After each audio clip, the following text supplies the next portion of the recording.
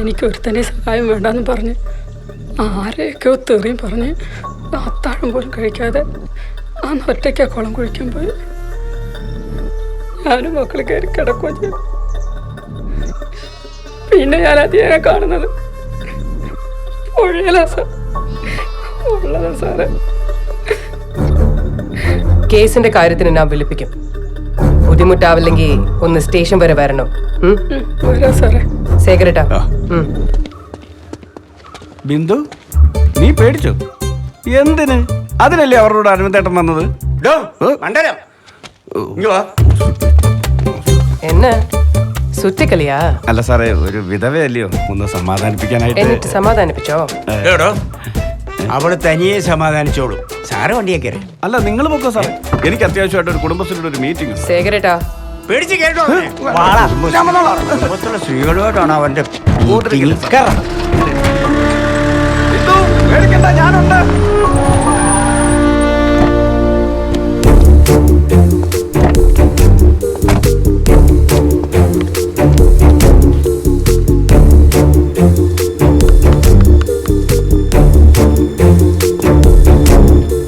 ശേഖരേട്ടാ, അയാളെങ്ങ് വിളിക്കും.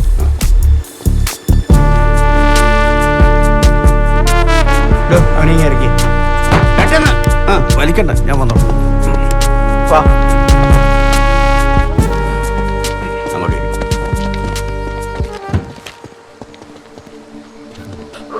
അപ്പൊ അരവിന്ദ് പറഞ്ഞു വരുന്നത് ബ്രാഞ്ചിക്ക് അങ്ങനെ ശത്രുക്കൾ ആരും ഇല്ലെന്നാണ്. സാറെന്നെ ഒരു ചോദ്യം ചെയ്യലാണോ ഉദ്ദേശിക്കുന്നത്? അതെ. എന്താ നീ വാ വിളിക്കില്ലടേ? അല്ല, ഇങ്ങനൊരു സ്ഥലത്ത് വെച്ച് ഞാനിവിടെ അറിയപ്പെടുന്ന ഒരു സാമൂഹ്യ പ്രവർത്തകനാണ്. അത്യാവശ്യം ജനപിന്തുണയും ഒരു രാഷ്ട്രീയ പിടിപാടൊക്കെ ഉള്ള ആളാണ്. മാഡം, ഇദ്ദേഹത്തിന് മുകളിലൊക്കെ പിടിയിട്ടുണ്ടെന്ന്. അതെ അതെ. അതിന് ഞാൻ എന്നെ സ്റ്റേഷനിൽ കൊണ്ടുപോകണോ? വേണോടാ റാസ്കൽ? വേണ്ട. വേണ്ട സാർ, വേണ്ട. നീ അഭ്യാസം ഇറക്കിയാ നിന്നെ തൂക്കിയെടുത്ത് ഞാൻ പുഴയിലെറിയും. ഈ ഡമ്മി ടു ഡമ്മിയാണോ ഈ CBI കാരൊക്കെ ചെയ്യുന്നത്? നീ മാഡത്തിനെ കളിയാക്കണോ? ഇല്ല സാറേ, പേടിച്ചിട്ടാ സാറേ. പേടി വന്നാ ഞാൻ ഇങ്ങനെ മുണ്ടിൽ കളയും സാറേ. ബാ, തനിക്ക് ഒരു പ്രോബ്ലം ഉണ്ടാവില്ല. തനിക്കറിയാവുന്നൊക്കെ താൻ പറഞ്ഞു. ഈ ചത്തുപോയ പ്രാഞ്ചി എന്ന് പറഞ്ഞവനൊരു കൈതമുള്ള സാറേ. മേപ്പോട്ടേക്കും മേല, കീപ്പോട്ടേക്കും മേല. അടുപ്പിക്കാനും വെറുപ്പിക്കാനും കൊള്ളത്തില്ലെന്നേ. ഈ പുൽപ്പാറ ജോയിയുടെ അതിരിലാണ് ഈ പ്രാഞ്ചി കുളം കുത്തിയിരിക്കുന്നത്. അതും പറഞ്ഞ് ഇവർ തമ്മിൽ 1-2 പ്രശ്നങ്ങളുണ്ടായിരുന്നു. അത് ഈ നാട്ടുകാർക്ക് മൊത്തം അറിയാവുന്ന കേസാണ്. പിന്നെ ഈ സംഭവം ഈ സംഭവം നടക്കുന്ന ദിവസം ഈ ജോസും പ്രാഞ്ചിയും തമ്മിൽ എന്തൊക്കെയോ ഉണ്ടായി. തല്ലിക്കൊന്ന് പുഴയിലെറിയുമെന്നും ജോസ് പ്രാഞ്ചിയോട് പറഞ്ഞിരുന്നു. പക്ഷേ ഒരാളെ തല്ലിക്കൊല്ലാനും മാത്രമുള്ള ചങ്കൂറ്റമൊന്നും ഈ ജോസിനില്ല. അവൻ ആൾ ഡീസന്റാ. അതുകൊണ്ടാണ് ഞാൻ അങ്ങനെ പറഞ്ഞത്.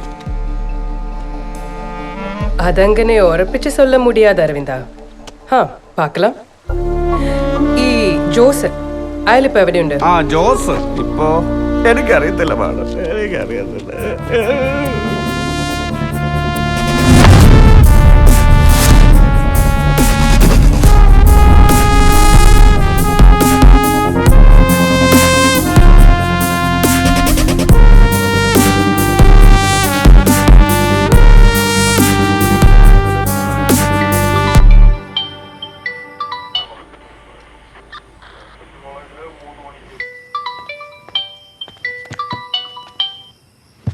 ഹലോ, മിസ്റ്റർ ജോസ് അല്ലേ? അതെ, ഞാൻ കാഞ്ചാർ CI.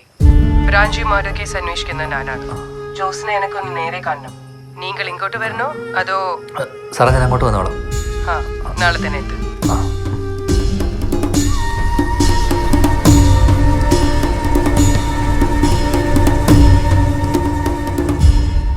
അപ്പോ ബ്രാഞ്ചിയുടെ മരണത്തെ കുറിച്ച് ജോയ്ക്കൊന്നും തെരിയില്ലയാ?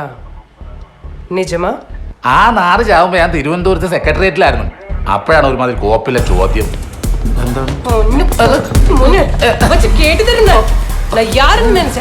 തല്ലല്ലേ മാഡം, ഞാൻ സത്യം പറയാം. ബ്രാഞ്ചിക്ക് നന്നങ്കാടിന്ന് കിട്ടിയ നിധിയും അടിച്ചു മാറ്റി അവനെ തട്ടി പുഴയിലിട്ട് നീയല്ലേ? അയ്യോ, കർത്താവാണ്, ഞാനല്ല. ഞാനന്ന് മൂന്നാറായിരുന്നു. இன்னும் ஒரு வாட்டி போலீஸ் முன்னாடி ஷோ இறங்கியா നിർത്തി, ഇന്നത്തോടെ നിർത്തി. ஏன் பெர்மிஷன் இல்லாம இந்த நாடு விட்டு எங்கேயும் போக கூடாது. புரிஞ்சுதா?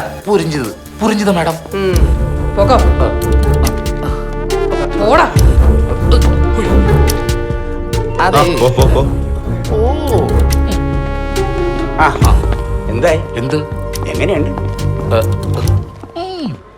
എടാ നീ എന്തെങ്കിലും തെറ്റ് ചെയ്തിട്ടുണ്ടെങ്കിൽ തുറന്നു പറഞ്ഞോ, മനസ്സിലായോ? ഞാൻ എന്നാ ചെയ്യാനാ? എടാ നീ എന്തെങ്കിലും തെറ്റ് ചെയ്തിട്ടുണ്ടെങ്കിൽ തുറന്നു പറഞ്ഞേക്ക്. അവരെ പിടിച്ച പിടിപിടിയിലെത്താണ് കേട്ടോ CI, അറിയോ? ഞാൻ എന്നാ കോപ്പിന്ന് പറഞ്ഞത്? സാറൊന്ന് പോ സാറേ. അനുഭവിച്ചറിഞ്ഞോളൂ. ഹലോ, ഇവനോട് കുറച്ച് കുറക്കട്ടാ. ഞാൻ കുറയ്ക്കുന്നുണ്ട്. വയറല്ല, തീറ്റ ഇച്ചിരി കുറക്കാൻ. അത് താനേ കുറഞ്ഞോളൂ. എന്നെ വിളിപ്പിച്ചായിരുന്നോ? ആ സി എങ്ങനെയുണ്ട്?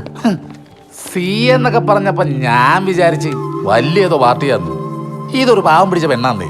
ഒരു മെച്ചൂരിറ്റി ഇല്ല. പിന്നെ ഞങ്ങൾ കുറച്ചു നേരം രാഷ്ട്രീയമൊക്കെ പറഞ്ഞ് അങ്ങനെ ഇരുന്ന് സമയം പോകണ്ടായോ? ജോസേ കേറി വാ. ആ നീ ധൈര്യമായിട്ട് ചെല്ലടാ. നമ്മുടെ ആളാന്ന് പറഞ്ഞാൽ മതി. നീ ചെല്ല്. ശരി.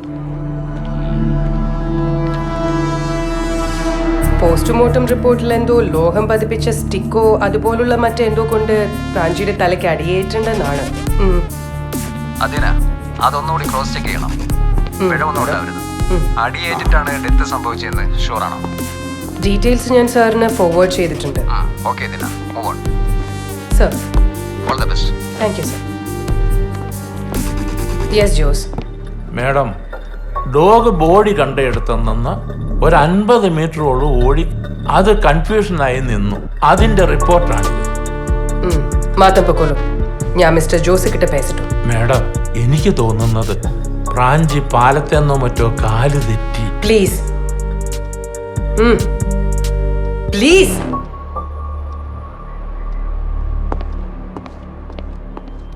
യെസ് ജോസ്.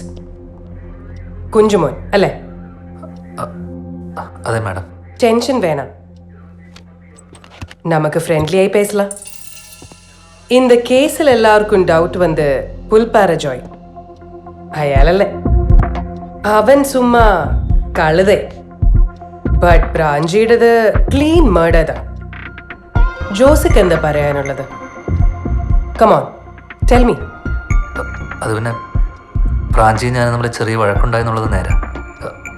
അതല്ലാതെ അന്ന് രാത്രി പ്രാഞ്ചിയും ജോസും വീണ്ടും മീറ്റ് ചെയ്തില്ല ഈ പറഞ്ഞ ഇഷ്യൂവിന് ശേഷം? ഇല്ല മാഡം. ഷോ? വേറൊന്നും എനിക്കറിയത്തില്ല. പ്രാഞ്ചി മരിച്ച വിവരം ഫോൺ ചെയ്ത് തന്നെ അറിയിച്ചത്. യാര്? അത് ക്ലബിൽ നിന്ന് സുമേഷ് ഏട്ടൻ. പ്രാഞ്ചിയുടെ ബോഡി കാണാൻ ജോസ് വന്നില്ലായിരുന്നു അല്ലേ? ഏ? അത് പിന്നെ ഞാൻ സ്കൂളിൽ ജോയിൻ ചെയ്തേ ഉള്ളായിരുന്നുള്ളൂ. അതുകൊണ്ട് പെട്ടെന്ന്. ജോസ് പൊക്കോളൂ. ശരി മാഡം.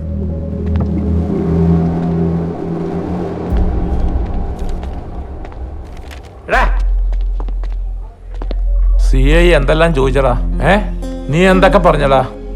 എനിക്കറിയാവുന്നതൊക്കെ ഞാൻ പറഞ്ഞു. ഓ ജോസ്. ജോസക്ക് സ്കൂളിൽ എന്നാ സബ്ജക്റ്റ്? ഹിസ്റ്ററി. ഒരു നന്നങ്ങാടുന്നൊരു നിധി കിട്ടിയാ അതിന്റെ വാല്യൂ ഒക്കെ ജോസക്ക് തെരിയുംല്ലേ? മാഡം സുമ്മാ കേട്ടെ. പൊങ്ക.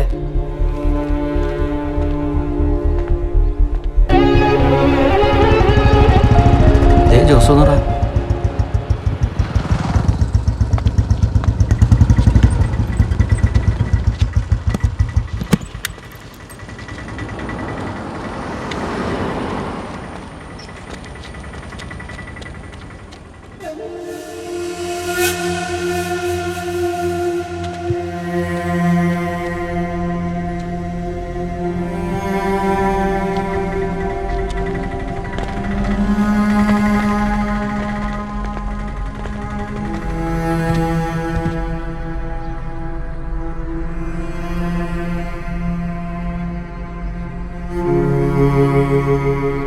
എന്നായിട്ട് കുഞ്ഞോനെ CA എന്നാ ചോദിച്ചു?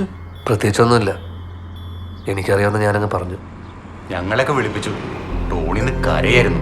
അമ്മാതിരി വരട്ടലായിരുന്നു. എന്നോട് ഇനിയും സ്റ്റേഷനിലോട്ട് വിളിപ്പിക്കുമെന്നാ പറഞ്ഞേക്കുന്നത്. വീട്ടിലൊക്കെ ആകെ സീനായി. എന്റെ ഇനി ക്ലബിലേക്കൊന്നും പോണ്ടെന്നാ പറഞ്ഞേക്കുന്ന. പ്രാഞ്ചി ജീവിച്ചിരുന്നപ്പോഴോ സമാധാനം തന്നില്ല. ഇപ്പോഴും അതെ.